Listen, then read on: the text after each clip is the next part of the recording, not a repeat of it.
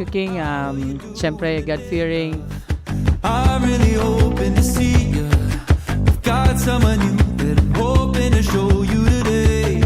And is it okay if we take a walk through the city?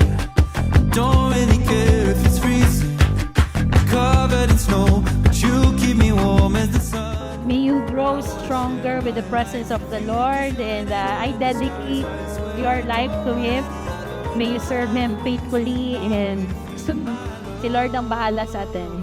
He will sustain us. And I wanna fly away with you out of the cityscape where no one is but you and I.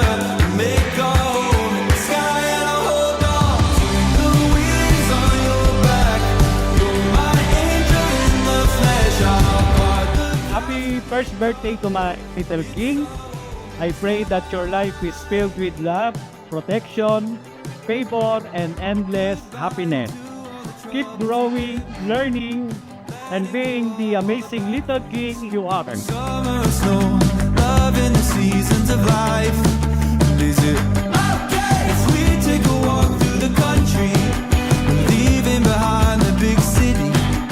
Both of us know home waits for us in the sky.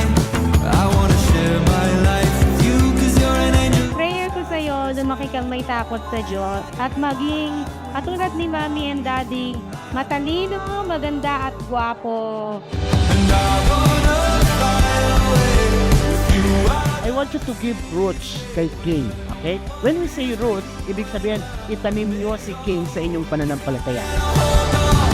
The wings on your back.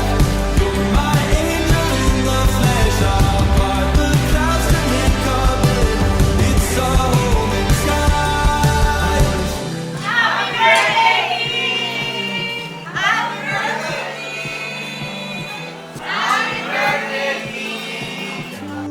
The sky, I wanna share my life. Panginoon, dalangin po namin magtalaga ka ng anghel na magbabantay sa kanyang paglaki. Balutin mo po siya ng inyong banal na dugo.